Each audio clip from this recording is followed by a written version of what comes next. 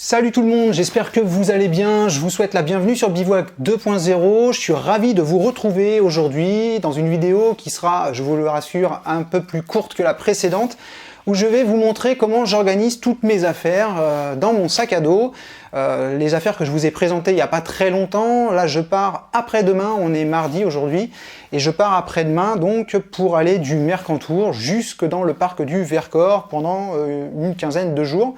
Et je vais vous présenter aujourd'hui la manière dont j'organise mes affaires dans mon sac. Alors derrière cette organisation, il y a principalement deux objectifs. Le premier objectif, c'est d'avoir les affaires dont je vais avoir besoin à un moment précis dans la journée ou le soir directement accessibles. Et puis l'autre objectif, ça va être aussi, en plus de l'organisation bien sûr, d'avoir un bon équilibre au niveau de la charge dans le sac à dos. Vous allez voir ça tout de suite, hein. Alors dernièrement, en fait, j'utilisais, je vous l'expliquais dans la vidéo précédente, deux sacs de rangement pour mes affaires, un sac pour la partie sac de couchage, duvet, et puis un sac pour la partie vêtements. Je vous l'ai montré dans la dernière vidéo, j'ai changé de sac de rangement. Maintenant, j'ai un sac qui est beaucoup plus grand, beaucoup plus volumineux, qui fait 20 litres. Et ce sac-là, en fait, je vais pouvoir y mettre toutes les affaires, donc je n'ai plus qu'un seul sac. Et en fait, ça m'a un petit peu obligé à revoir l'organisation. Avant, j'avais un sac à côté de l'autre dans le sac à dos. Aujourd'hui, ce n'est plus le cas. Et je vais vous montrer tout ça en images. Alors, j'ai commencé par ranger les affaires de bivouac dans ce sac-ci. Et après, je vais vous montrer comment j'organise tout ça dans l'hybride 30. Allez, on est parti. On commence à ranger donc le duvet dans le sac à dos. Alors, l'avantage d'avoir un sac de grande capacité comme celui-ci, c'est que c'est très rapide à ranger. Donc ça, toujours pareil.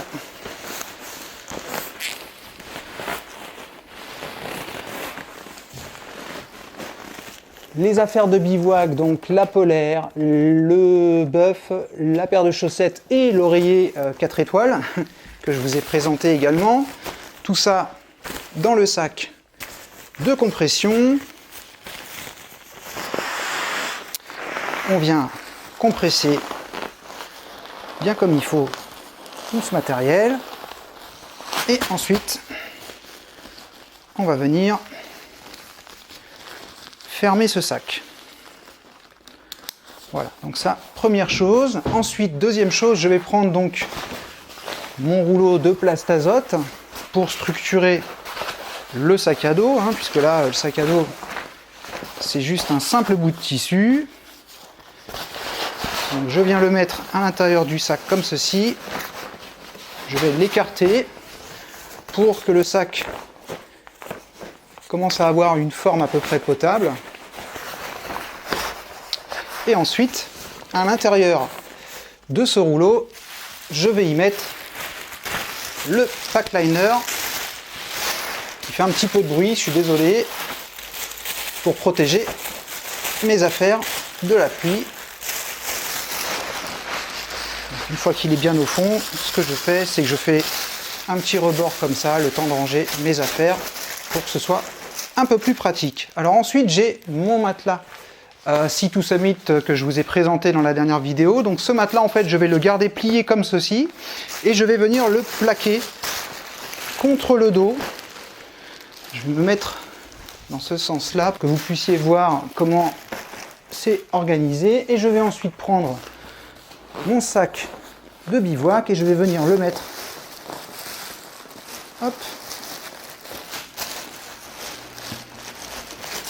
au-dessus du matelas.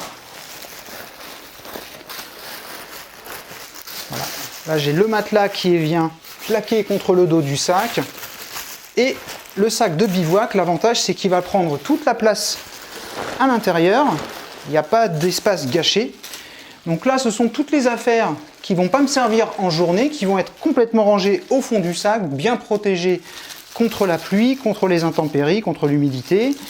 Et puis, je vais enfin rajouter la doudoune par-dessus, comme ceci, tout simplement, en la bourrant en vrac.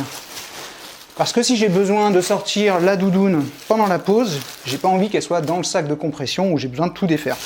Donc là, une fois que j'ai mis la doudoune comme ceci, je vais pouvoir fermer le liner. Donc je vais venir compresser de cette manière le matériel. Et ensuite, je vais simplement rouler le liner de cette façon. Et je vais venir le coincer sur un côté. De cette façon, toutes les affaires qui doivent être protégées de la pluie le sont. Et ma doudoune est facilement accessible si j'en ai besoin pour une pause pendant la journée. Une fois que j'ai rangé tout ça dans mon sac à dos, déjà vous pouvez constater que le sac, il tient quasiment tout seul. Enfin, il tient tout seul même. Je vais pouvoir y mettre la nourriture. Donc la nourriture dans le sac Hilltop Bags ici. L'avantage, comme je vous l'expliquais, c'est que la forme du sac correspond parfaitement à celle de mon sac à dos. Donc il n'y a rien qui ballotte. Dans le sac de nourriture, j'ai également le bol en plastique. Donc tout est au même endroit avec la cuillère. J'ai pas besoin de chercher dans le sac à dos. Tout est exactement au même endroit. Et enfin, dans le compartiment principal, je vais terminer par l'abri ici, qui est dans sa pochette. Pourquoi l'abri ici? Tout simplement parce que quand je vais arriver le soir au bivouac, je veux que l'abri soit tout de suite accessible. S'il pleut, j'ai besoin de pouvoir monter l'abri avant de sortir mes affaires, ça me paraît logique. Donc une fois que mon abri est rangé, il ne reste plus que deux choses à mettre dans le compartiment principal. Il s'agit de mes affaires de pluie, donc je vais prendre ma jupe de pluie, ma veste de pluie, et je vais venir les mettre ici, tout en haut du sac. Pourquoi? Parce que s'il pleut la journée, et j'ai besoin de sortir mes affaires de pluie, elles sont tout de suite accessibles, sans avoir à sortir quoi que ce soit. Et tout le reste, tout ce qui reste sur le lit, en fait, ça va aller dans les poches du sac. Donc une fois que j'ai rangé toutes mes affaires, je ferme le sac, tout simplement, de cette façon, ici avec la sangle en V, et on vient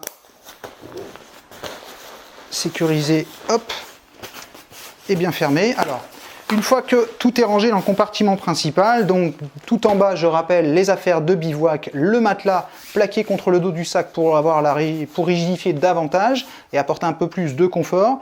Au-dessus, la partie nourriture, l'abri et enfin les affaires de pluie. Donc tout est rangé de manière compartimentée à l'horizontale et en fait chaque chose a un étage, chaque étage en fait a une fonction bien précise. Tout ce qui est tout en bas en fait ne me sert pas du tout durant la journée. La partie doudoune, ça peut éventuellement me servir, mais ça reste quand même facilement accessible tout en étant protégé de la pluie. La nourriture peut éventuellement me servir en journée, donc elle est aussi facilement accessible. J'ai juste à enlever ma veste de pluie et mon abri pour pouvoir y accéder. Et enfin, l'abri et la veste de pluie, parce que le soir, en arrivant au bivouac ou la journée s'il pleut, ce sont des affaires que je veux très facilement et très rapidement accessibles sans avoir à sortir tout le reste de mes affaires du sac. Pour ce qui est du reste, donc on a déjà pour commencer le dilly bag. Le dilly bag que je n'ai pas fermé, donc qui contient toute la partie matériel électronique et la partie kit. Ça, ce sont des choses dont je peux avoir besoin pendant la journée, notamment changer une batterie de mon appareil, utiliser l'enregistreur pour les sons d'ambiance, me laver les mains, prendre du médicament, enfin voilà, toutes ces choses-là, j'ai besoin de les avoir facilement accessibles. Donc je vais les mettre dans la poche arrière, la poche filet ici. Alors je vais déjà commencer par mettre les sardines. Je vais les mettre tout en bas de la poche. De cette façon, je suis certain, même si elles sont protégées par le petit sac en cubène, qu'elles n'abîmeront rien. Et puis je vais y mettre donc le sac qui contient tous mes kits d'un côté. Alors on va peut-être commencer, ce sera peut-être plus simple, par le seatpad. Le seatpad que je n'ai pas présenté d'ailleurs, maintenant je réalise que je ne voulais pas présenter dans la liste. Bon, seatpad, fonction, poser ses fesses, éventuellement rallonger mon tapis, mon matelas au niveau des jambes, parce que c'est un matelas court, le matelas que j'ai. Le seatpad dans lequel je vais mettre la petite pelle pour pas qu'elle abîme les affaires. Donc je viens la caler entre deux plis du seatpad et je viens le mettre ici, d'un côté de la poche filet et de l'autre, on va pouvoir y mettre le sac qui contient tout le matériel électronique, les kits, et de cette façon, aussi bien la pelle que le seatpad ou le sac qui contient toutes ces affaires-là peuvent être facilement accessibles si j'en ai besoin, et je peux en avoir besoin pendant la journée. Alors, on a presque terminé. Les bâtons, si je ne m'en sers pas, ça m'arrive des fois, j'aime bien aussi de temps en temps marcher sans bâton. Je vais pouvoir les ranger sur la poche de côté, de cette manière, et les sécuriser. Alors comme ils sont assez petits justement là, pour le coup, je peux les sécuriser avec la sangle de côté, il n'y a aucun souci, ça rentre très bien, ça prend pas beaucoup de place.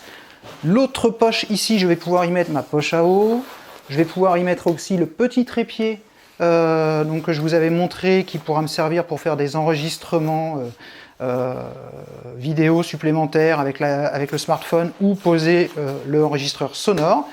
Et le sac est quasiment prêt, il reste la frontale, mais ça je peux éventuellement la mettre sur une des poches des bretelles, les petites poches qu'il y a qui sont très pratiques sur les bretelles.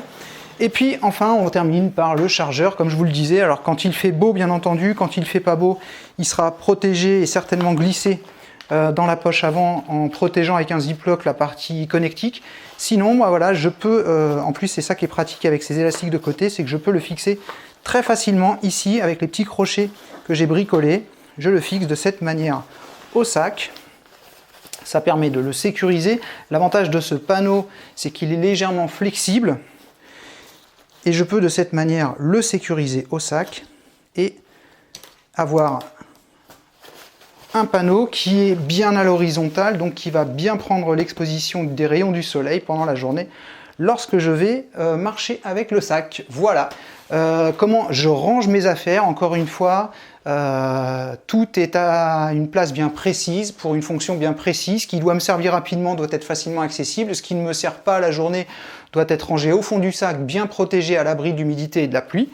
Et puis pour tout ce qui est bouteille d'eau, ce sera le portage bien entendu sur les bretelles. Encore une fois, là je vais pouvoir y mettre la poche filtrante, la gourde Katadyn, et puis ici une petite bouteille d'un demi-litre, de 0,6 litres, qui va me servir à m'hydrater pendant la journée lorsque je marche. Et voilà donc comment j'organise toutes mes affaires de cette liste dans l'Hybrid 30 d'atelier longue distance. J'espère en tout cas que cette vidéo vous a plu, comme les autres. N'hésitez pas à laisser un pouce si c'est le cas, ça fait toujours plaisir. Nous, on se retrouve bien entendu très rapidement pour une prochaine vidéo. En attendant, bien sûr, prenez soin de vous. Ciao!